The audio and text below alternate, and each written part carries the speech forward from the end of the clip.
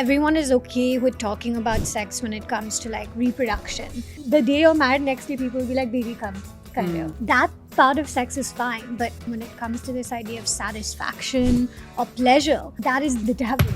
There's this term called the orgasm gap, where between a man and a woman, in 60% of the time, the woman doesn't have an orgasm. Because the man is so focused on his On their own own, self yeah. that they don't even most of the times ask the woman What they that did want, you have yeah. an orgasm. Exactly. When we were starting the brand, me and Sahil, our big question was, is India ready for this? More than 25% of our customers are from tier 2 and 3 cities, from those that live at home in their joint families. How do I order the products? Will they come discreetly packaged? I don't want anyone to know I'm getting this. To, oh my God, I just had my first orgasm. To, I didn't even know what an orgasm felt like. I mean, an orgasm a day is all you need. Anushka, welcome to Beauty Banter. Thank you so much for having me. Excited to be here. I mean, I have so much respect for you. I can't even begin to tell you. You look like you're very young. 32, so maybe a little bit deceiving. Yeah. The face doesn't match the age, maybe, but fingers crossed, right? But It stays to that way. have a groundbreaking sexual awareness brand out there and garnering so much traction is just amazing, actually, in our country. Thank you so much. Honestly, I mean, back at you. I think we have so much respect for you as well, Thank you. and you know your journey that you've been on and everything you're doing with B. But yeah, it's very exciting. I think to be building a brand like this in India today. I mean, from your name, I can tell you come from a Marwari family, which is generally means conservative and generally have a lot of rules. I'm married to a Marwari. I know exactly how it is. How did you even think of an idea like this? Yeah, absolutely. I think you've got it right. I mean, there's no denying that Marwari families are definitely on the conservative side, but I'm really lucky to have parents that are progressive, a family that is generally quite progressive. But for sure, I think there was a lot of fear around starting something like this. And the initial fear was really just like, what is my parents' reaction going to be? Then what is my grandparents' reaction going to be? And then what will everyone else think? And by everyone else, it's generally, you know, your extended relatives and then finally society. And in India, there's such a pressure of log kya kahenge and, you know, what It's will almost people like a think. taboo. Exactly, 100%. And I think that was exactly what we set out to break. And this idea Who is developed. we? Me and my husband. So And Sahil, whose, excuse me, but whose idea was this? Was I it? think it was a combined idea. I think so. Sahil, my husband, was at Harvard Business School. While he was there, he was, you know, about to graduate and move back to India, and he was contemplating, you know, what kind of idea he would want to work on once here. And he was very clear that he wanted to build a business for India and for India today, right? For the way Indians live, think, work today, which is so different to, you know, 5-10 years ago. And we were ideating on what do we feel are the gaps in the market, right? And what do we feel are parts of our culture that currently, you know, either are changing or require changing. And we thought sexual health and mental health are two of the most underserved areas that people either don't talk about or are only just beginning to kind of realize the importance of. And with sexual health in particular, you know, there were a host of brands that had started coming up, but they were mainly dealing with like hygiene and health. So, for example, a lot of women's brands that dealt with like period care had started cropping up, or a lot of men's brands that were dealing with things like ED.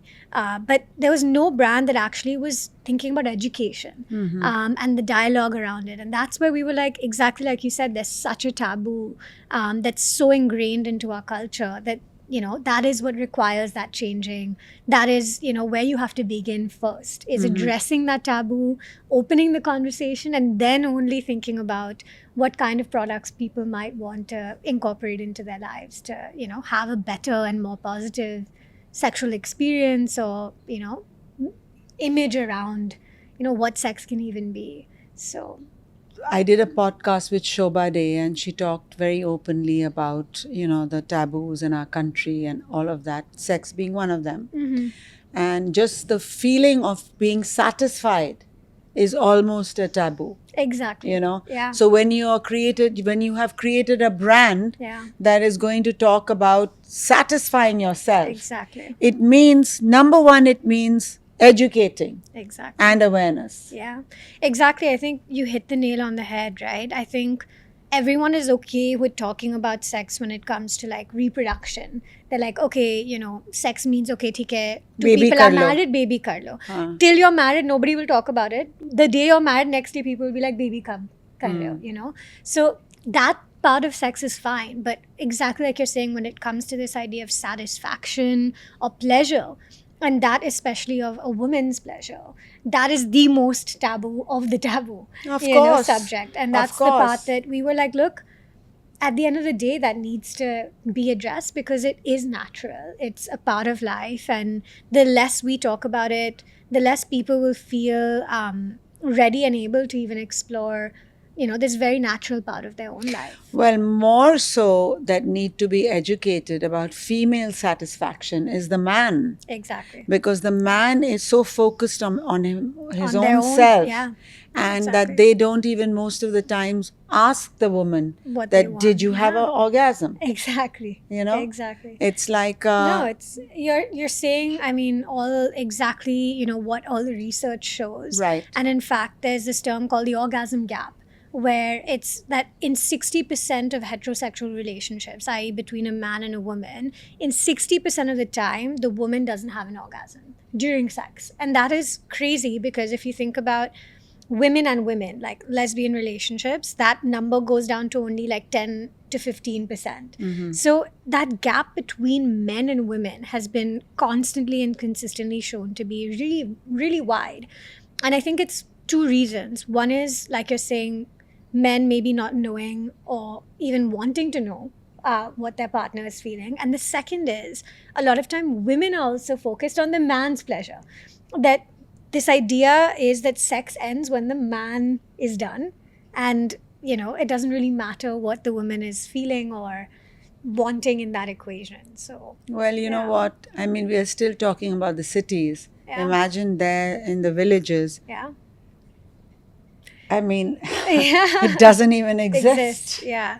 I think that idea of, female pleasure is still, it's still that understanding and that awareness is really, really required. Remote in And our country. It is remote. And I Yeah. think surprisingly, I mean, we'll talk more about My Muse, but our products actually, more than 25% of our customers are from tier 2 and 3 cities. So that's a really encouraging sign. Obviously it's not like villages, but tier 2 and 3 cities are really representing a growing awareness and a growing desire to try, new things. Curiosity. But again, it is still sort of limited to those that are more educated and more still affluent. That Right. conversation is still for the privileged. Right. I think soon the hope is that will widen and that will change. But with the kind of numbers you're doing, Yeah. it is it's apparent Yeah. that this was needed. Yeah, 100%. Because if your 3-year-old brand is doing such high numbers, Yeah. then it means that there is a huge market, Yeah. a huge demand, and also a big need. Yeah, for sure. I think when we were starting the brand, me and Sahil, our big question was, is India ready for this? And are Indians ready for this? A brand like this that I would may have be never out there. thought. I Exactly. would have never thought Yeah. a brand like this could do well in our country. Yeah, exactly. That was the concern. And I think the reason no one had started before was simply out of fear. Yeah. People were just scared, to like be the face behind it or be the ones starting that dialogue. And secondly, that fear that what will others even respond to this? How will they react? But I think clearly we did a lot of customer research before we started the brand. We spent a lot of time talking to Indians from across the country, different age groups, different genders, different geographies in India. And overwhelmingly, all of them said that if they hadn't tried products before in the bedroom, they all wanted to try. Like 9 out of 10 times, those people were curious and eager to try something new. So your product Yeah. in My Muse, Yeah. is it more sort of I mean, how much percentage is men oriented and women oriented, Yeah. and how much is it which is common? Yeah. So as a brand, we don't just deal with sex toys, right? I think that was really clear when we started that we didn't want to be a quote unquote sex toy brand. We wanted to be an intimacy brand. And to us, intimacy is very different than sex. Intimacy means not just physical, but it's also emotional. It's also, a connection that you have with somebody that, goes beyond the act. It could be, very spiritual as well. It's about your relationship with yourself. So our products kind of span different ranges. So we have, things for wellness like massage oils, candles, lifestyle products like that. We have things for pleasure like our massagers and toys that are for men and women. Currently, we have about 7 massagers for women and 3 for men. And we have products for health and hygiene. So, like a lubricant that is all natural, free of things like glycerin and sugar, which most over the counter brands contain. We have wipes for cleanup. So, there's an entire range of products that, are for intimacy. And then we also develop original content. So, we have card games, journals, books that are designed for couples and individuals of all different stages of relationships. So, for example, we have a game that's designed just for people who are starting to date, to get to know each other. Then we have a game that's for couples that have been together a longer time to kind of spice things up. And a lot of it is around being able to start a dialogue in your own relationship, because one of the things that we found in India was that couples themselves aren't yet open enough to even talk about sex. So our job as a brand is not just to be like, okay, here, take this massager and go. They don't even know what to do with it. Right. For them, it's even about like, where does that conversation start? Right. How do I even, bring up my desires? How do I even bring up some of these things that I'm so shy or scared to talk about? Because growing up, nobody in my home, nobody in my school ever taught me that it was okay to even have those discussions. So a lot of different types of products, but I mean, we are for all genders. We are for people of all sexual orientations. We believe that intimacy is universal and it spans ages, and it spans genders. So our products truly are, we try to build for everyone. Yeah. Well, being educated abroad Yeah. and in a sort of an Ivy League, do you find that makes you more, I don't know what word to use, but more perhaps brave to think like this? Because you are surrounded with an atmosphere and an environment that sort of believe that there should be topics that are touched upon and which are neglected or which are overlooked. And a country like India, from the outside, you look at that and you see it from a business perspective. Yeah. And you see it from a social perspective. Right. So do you think that has a lot to do with it being educated abroad?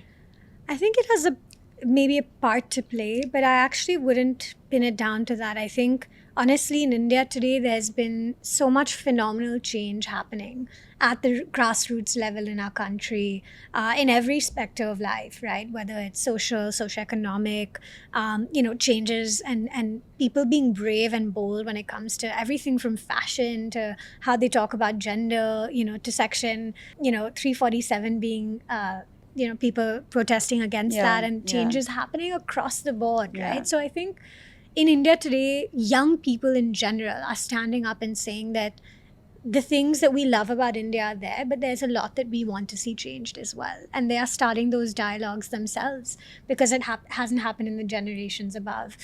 I think for me, my upbringing has been a little bit all over the place. I was born in Bombay. I grew up in Singapore. I did my schooling, my high school back in India. I did my college in Boston. I worked in Hong Kong, and then I moved back to Bombay. So I really have had a blend. Had a really nice blend. Yeah. But to me, India's always been home, Yeah. right? My family's been here. My friends have been here. So it's always been a bit of a juxtaposition of seeing the way things are. But you did in your different schooling cultures. in My high school was in Bombay. My early schooling, my childhood was in Singapore. I moved back to India at the age of 14. So I did my high school in Bombay. Where? École Mondiale. Okay. Yeah, so I was in Bombay, and that time I think, and then when I went to college and moved back to India, then later in my 20s, I saw so much change, and I really saw an India that was starting to, open up, and not just in terms of our own personal lives. Like, I could see change in like how people dressed, how they spoke, the content they were consuming, the media they were watching.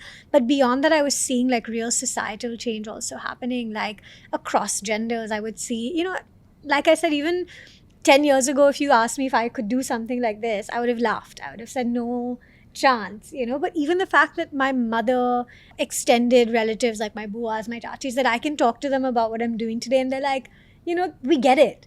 I don't think they would have gotten it, 5-10 years ago. So I think that change. Do you think is they really happening. get it? I think they do. I think if not, then they may say different things behind my back. Who knows, right? That's India as well. But Like what's happened to her? Yeah, exactly. I'm sure those conversations are also happening. But I do think, people are starting to understand that, like, conversations around, like, sexuality, even, like, everyone today, like, knows somebody that's openly gay.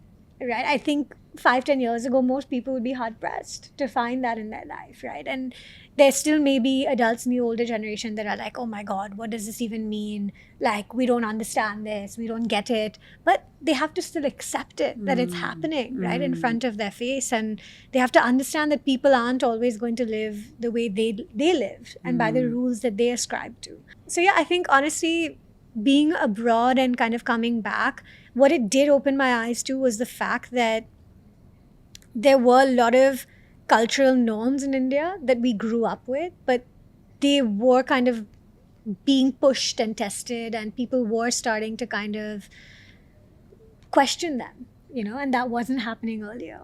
So definitely, I think it played a part, but I would say those even here in India who've grown up here, they're all doing amazing things. Yeah.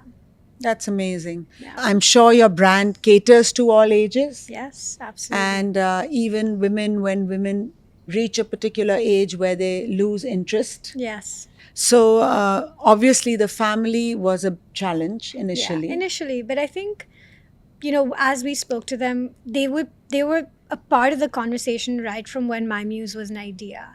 And actually, when we started working on it, we wanted to actually create an educational platform. Because like you were saying, how amazing would it be to have content and educational resources available to our country, even in vernacular languages and in different dialects, to those that really need it. So when we started, we actually set out to create an educational platform. Right. And then products kind of came as a part of that later on. And I think when they realized that our goal was, to actually empower and educate, they were on board. So I think, again, how like, expensive are your products? So they range. I think things like our lubricant and our oils are all under 1,000 rupees. But our massagers start at around 2,500 rupees upwards, depending on the functionality, whether it's remote control, not remote controlled, how many speeds. The reason for the higher pricing is because we absolutely do not compromise on materials. If the product is going, in your intimate areas, it better be of the highest quality, and it will then last you as well. So you will see a lot of cheaper plastic products available, in the market, black market kind of things, Crawford Market gullies and so on. But those are literally made of plastic, and they will break. They may be battery operated, which could cause leaks, all kinds of stuff. So we use only medical grade silicone. Like, the silicone is literally what they use in hospital equipment. It's I that see. good. Yeah. So that kind of is why there's a higher price point for it. Keep coming back to education and awareness, because even for our brand, I mean, sometimes women don't know routine, or men and women both don't know what routine means. Yeah. How, at what point you use a serum, what point you use a cream, what point you use an eye gel, what point, they don't know. Yeah. And they don't even know how important it is. And that you talk about, like cheaper product, or sometimes they don't even know how much toxins can affect you. So I totally agree with that. I agree with the whole concept of education. Look upward and onward on this, really. Exactly. I mean, I think it's you have a lot of ground to cover. Exactly. 100%. I think we have an incredible market in front of us, right? Yeah. India is so massive. We are literally the most populous country in the world at this point. We have the youngest population in the world. So I think it's a really exciting challenge. And at the same time, we're such a diverse country. And there are diverse opinions, and there are different ways that people live and operate. For example, when we talk to customers, there's so many concerns from those that live at home in their joint families. How do I order the products? Will they come discreetly packaged? I don't want anyone to know I'm getting this. To people who have So an are they arranged marriage. discreetly packaged? 100%. Yeah, that was one of the first insights that we had. And we And then the knew- daughter-in-law will get shot. Exactly, 100%. Yeah. So that was a big thing for us. And, everyone lives in different ways, but there are certain commonalities that we found within India. And we're like, these are the problems that we want to address. Okay, fantastic. Yeah.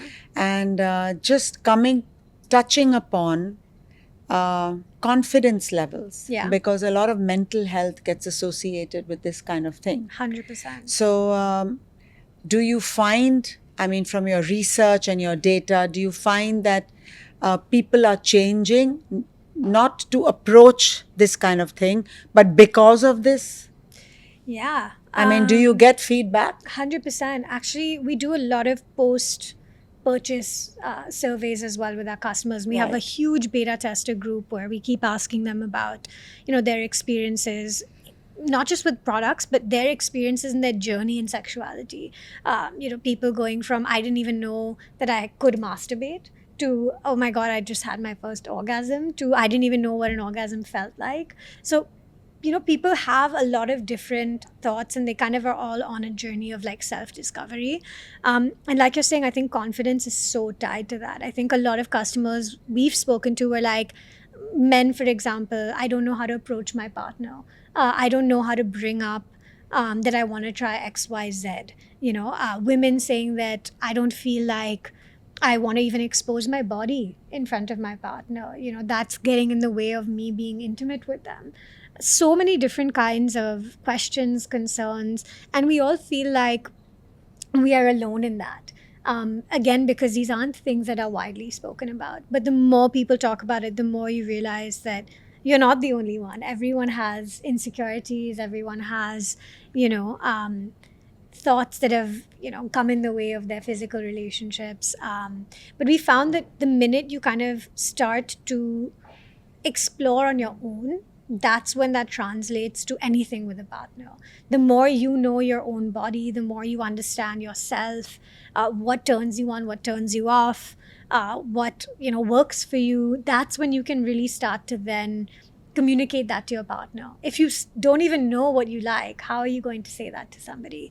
If you don't realize that you're capable of and deserving of pleasure, how will you even be able to bring that up to another partner? So I really do see in countless customers that, this has really changed their relationship, not just with their partner, but with themselves. Right. And people do report that, they've increasingly had greater body image, perception, greater confidence in their relationships, more satisfaction in their relationships as well. And in a later life, when women are older, Yeah.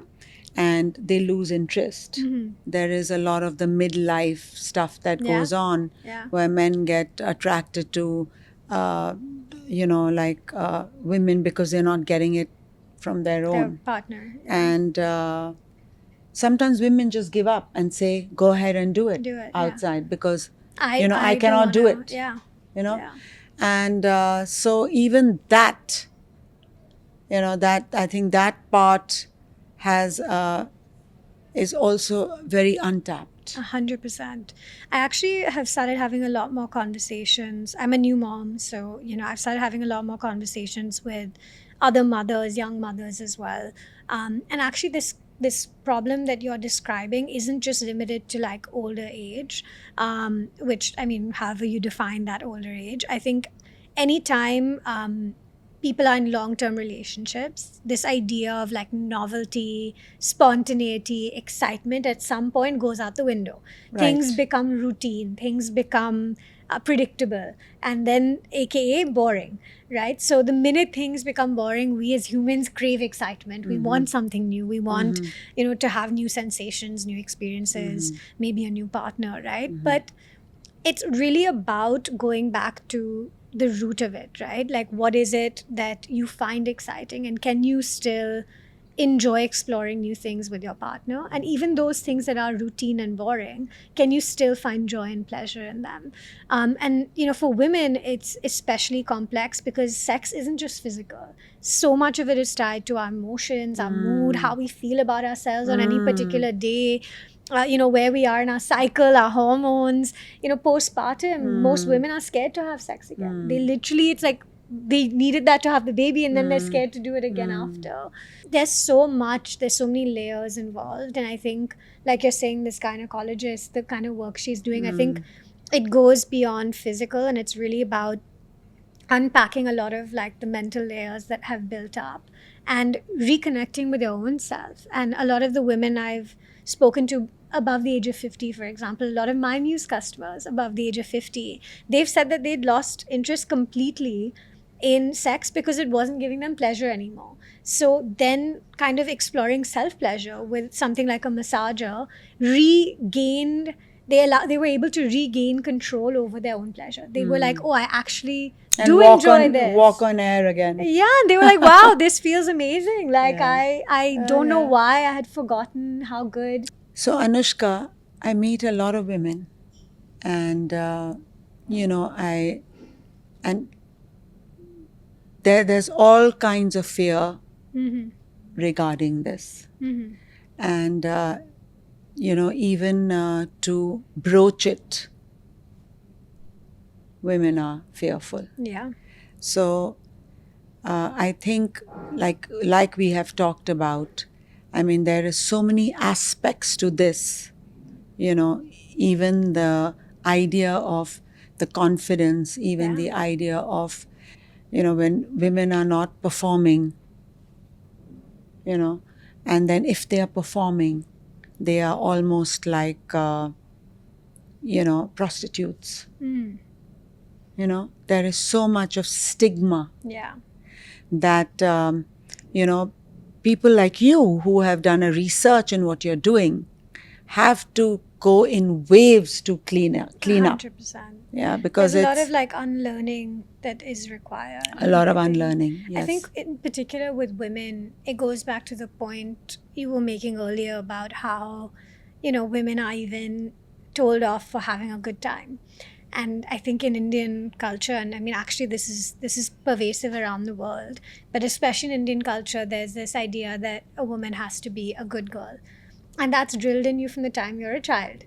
Like, I also remember, my mom being like, aise baitho, waise mat karo. Like, it's just these subtle things that, are drilled in you from the time you're a child as a woman.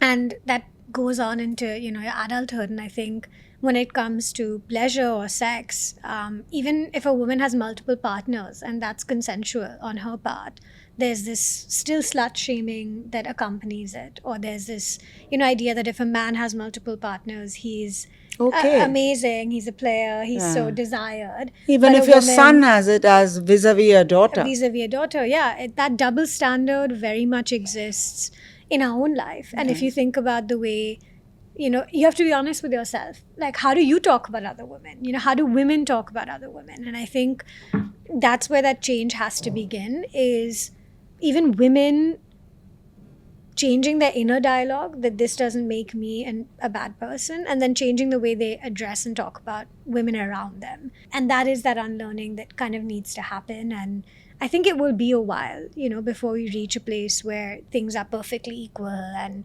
I think some degree of bias it's and gonna all take of that a will long always time, remain. yes. But I think we've made a lot of strides from where we came along, Yes. from a long time ago. Maybe influencers who Yeah.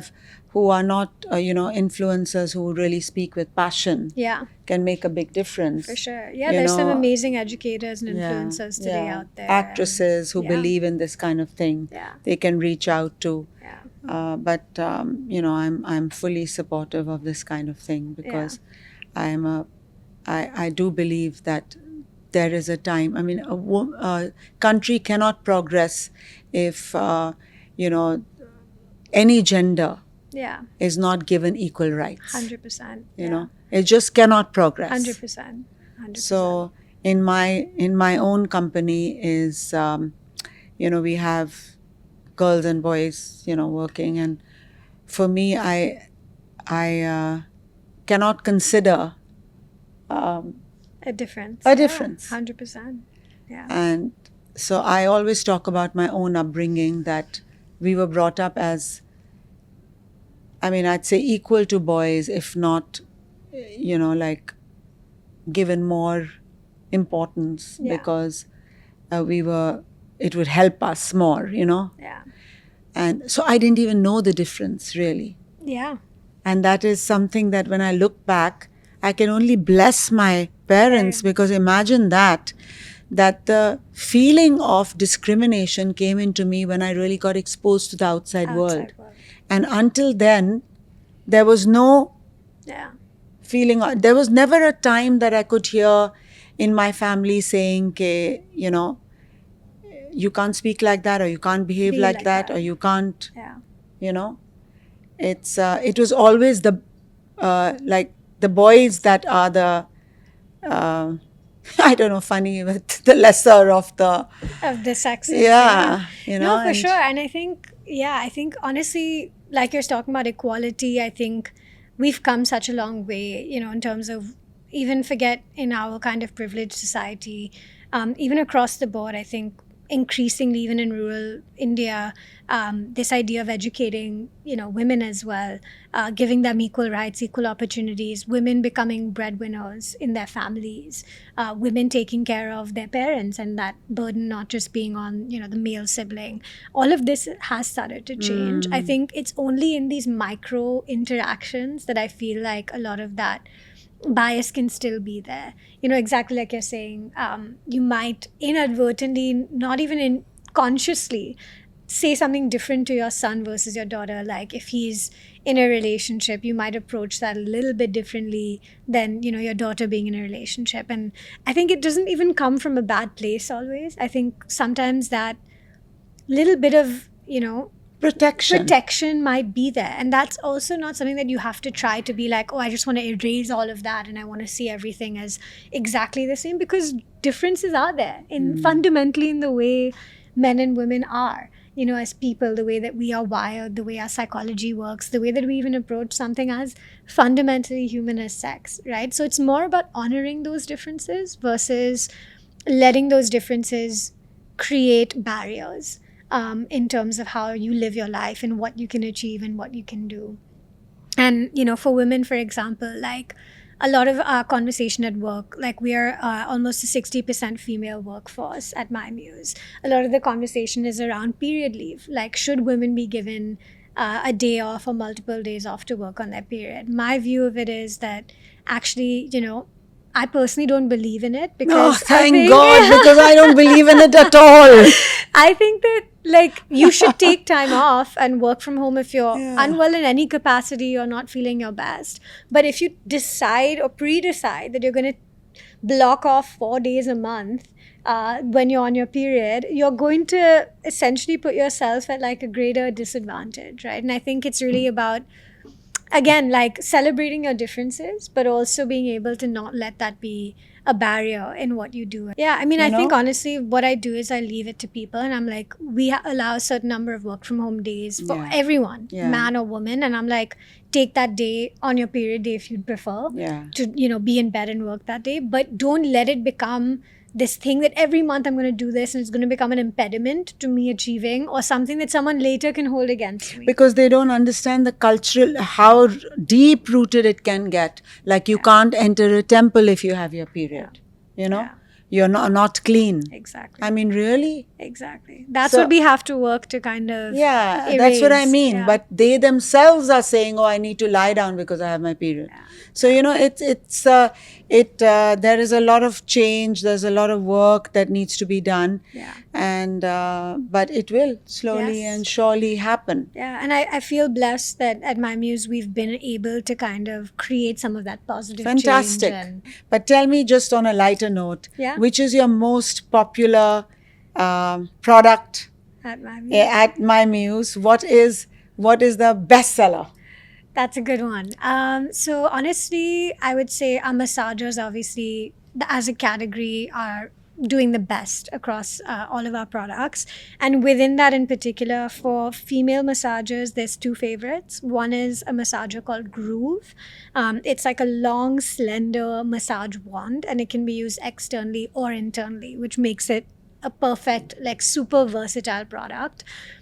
People love it because they really can use it in so many different ways. It's got a long handle that you can kind of explore with solo or with your partner. And there's another one called Breeze, which is it actually doesn't vibrate. It provides like this suction. And this suction almost mimics what it feels like to have oral. So it's, again, like a very different but very, You guys very are at another level. I mean, yeah, gotta say it's a big favorite, and people love it. And for men in particular, we have a stroker called Beat, and that has been a great bestseller. And again, it's like men aren't used to using something that vibrates because they're usually good with Yeah. their hand, they're Yeah, fine. yeah. But a lot of men have found that this is something different that they really enjoy exploring. And where are you doing the best? Is it on your own website or is it in marketplaces? Yeah, both. So we actually do, a lot of our sales on our own website, but we've increasingly started being available on marketplaces across India, beyond Amazon and Nykaa and all of the big ones. We're actually growing phenomenally on a lot of quick commerce. So Blinkit, Zepto, a lot of the quick commerce is where the growth is, because I think when people want to, They want it now. they want it now. Yeah. It's like, you're not going to wait. So they're having a hot date. They order it. It's at their house in 10 minutes, whether it's a lubricant, a massager. And it's a great way now in India. You can get anything in 10 minutes or less, literally. And it doesn't happen in so many parts of the world, Yeah. I mean, I live in London and I don't know any service that gives you something in 10 minutes. Exactly. You can get anything now, Yeah. I feel. It's brilliant. Yeah. Tell me about beauty with sexual wellness. Yeah. Interesting. I know a lot of sex makes your skin glow. Yes. And my friend in LA tells me, I mean, an orgasm a day is all you need. There's no All you better need. serum or anything than that. Yeah. No, for sure. I think, honestly, a good sex life is just part of like a healthy life, and I think when you think about like well-being today, it's so holistic. You really can't look at it as just like physical beauty, like skincare. You can't just look at it as like fitness, and it's everything, right? Like being healthy means your diet, it means your fitness level, it means how you take care of your skin and your body, it means your mental health, and it definitely means your sexual health too. And I think all of those things combined together is what gives you your most beautiful, most confident, most happy self. And obviously having a healthy, satisfied sex life has led to everything from better sleep to less stress to more feel-good hormones in your body, like dopamine, endorphins. Right. All of that contributes to like this glow, literally, that you can see on the face. A lot of the reason why people say pregnant women have this amazing glow is like they have a lot more hormones. They have a lot more like oxytocin in their system. They have a lot more estrogen in their system. So all of these things actually change how you physically look, and they definitely change how you feel. And I think more than anything, back to our earlier point, is it gives you that confidence. If you are feeling good, you're feeling like, your relationship with yourself, with your own body, with your partner, you're feeling good about that instead of having a negative view of it, that will actually, I think, reflect and change the way you carry yourself and the way you feel, and then how others perceive you as well. Yeah. And on your website, do you have any sexperts or who also advise you? And So we don't have sexperts on our website that you can currently reach, but we do a lot of columns and a lot of videos and stuff with sexperts. So we have a newsletter called Musings. It's a weekly newsletter that we send out to all of our subscribers, and you can send in your questions, and they will answer it and send you a personalized response, and then we publish other people's questions that you can also look at. And it was actually inspired by Dr. Mahindra Vatsa. I don't know if you remember. There was a column in the Bombay Times called, actually it was the Mumbai Mirror. It was called Ask the Sexpert. And I do. Send their I used to write a questions. column for Mumbai Yeah, Mirror. I was talking to your team about it yeah. earlier, and I said one of our greatest inspirations was Dr. Mahindra Vatsa, because he was India's sexpert. Yeah. People from the entire country used to send him their questions, and he would reply. So we do our own version of And that. how much of it is anonymous? It's all anonymous, so nothing is ever published with names. When questions come to you, questions, how much? Right now they come through email or type form, but we do really want to start anonymous forums. We want to start live counseling online. So these are all things we're looking at growing and building Right. in the future. And do you feel that anonymous is working better over people really writing in?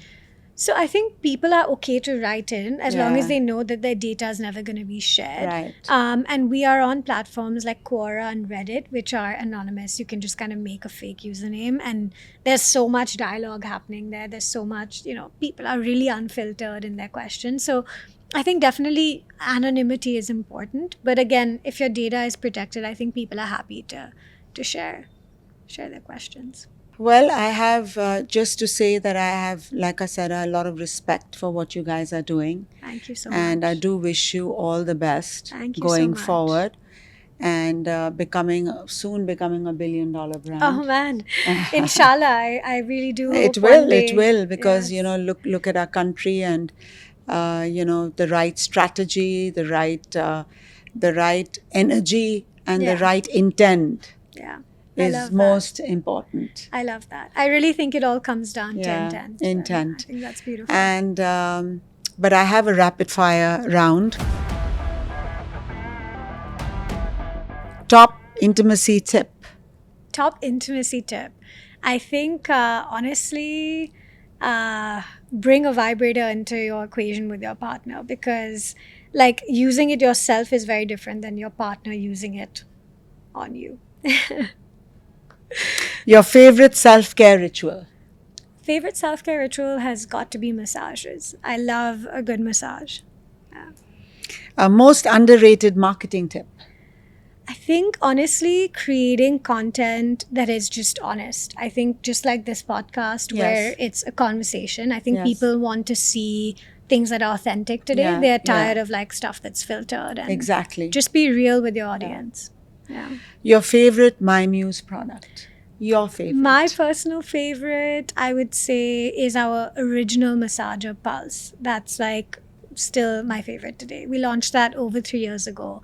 And it's so simple. What but is it called? It's called Pulse. It's a tiny, really compact massager. It doesn't look anything like, a sex product, but it's brilliant. What comes to your mind when you want to relax? I think about relaxing. I think about a good, long vacation. Yeah. Lovely. But Love? rare, but love, hard to be found. Sorry? Love. Love. I think love is about respect and understanding. Family. Family is togetherness and just being yourself, I think. Well, you just have a baby. So Yeah. first one, First child, yeah. congratulations. Son, thank you. Baby girl, boy. Boy. Yeah. Lovely name. Summer. Lovely, beautiful. Thank you. Beauty, what comes to mind? Beauty, I think, is confidence. Yeah. I really think it's not something just physical. I think it's really how you carry yourself.